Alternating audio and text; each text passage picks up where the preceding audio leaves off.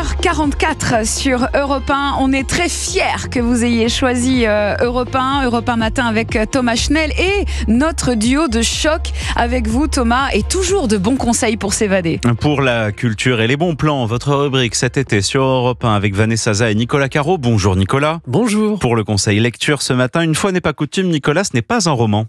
C'est de la non-fiction narrative, vous savez, une enquête mais avec les techniques romanesques, signé Thibaut Rest, l'un de ceux qui avait écrit l'incroyable enquête de Society sur Dupont de Ligonnès, vous vous souvenez.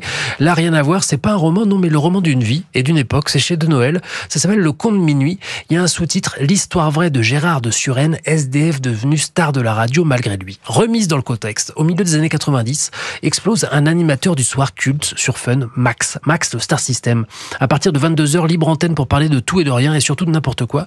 Beaucoup d'absurdes, beaucoup de provoques, beaucoup de rires, de jeux débiles, le Kiki Dong par exemple. Tous les matins au collège, des dizaines de milliers d'ados nés entre 1980 et 1984, dont moi, débriefaient l'émission de la veille. Et il y avait dans cette émission certains auditeurs qui devenaient des mascottes, comme ce Gérard de Suresnes qui un jour appelle pour lire les poèmes.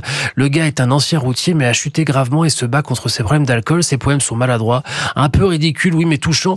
Et ce mélange crée un personnage qui devient un auditeur récurrent qui aura même sa propre émission. Il organisait des débats au thème idiot. Il faut bien le dire, on riait à ses dépens. Et à un moment, un malaise s'est installé. Ça faisait moins rire. C'était devenu un grand dîner de cons. C'est donc son histoire qui nous est racontée.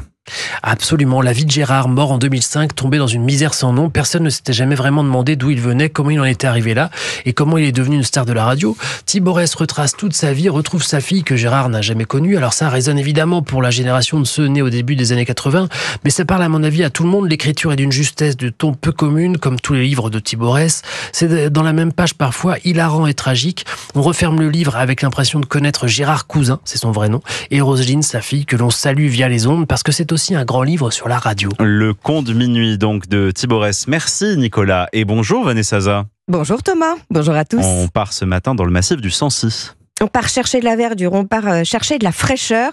Là, on est sûr d'en trouver puisqu'on est en moyenne montagne. On est à 40 km au sud de Clermont-Ferrand, autour d'un volcan, le Puy de Sancy. C'est le plus haut sommet du massif central, le plus haut volcan de France, 1885 mètres. C'est quelque part un peu la tour Eiffel du territoire, puisque tout tourne autour de lui. Et ce qu'il y a de chouette pour les familles, c'est que les reliefs sont accessibles, les 30 minutes de marche.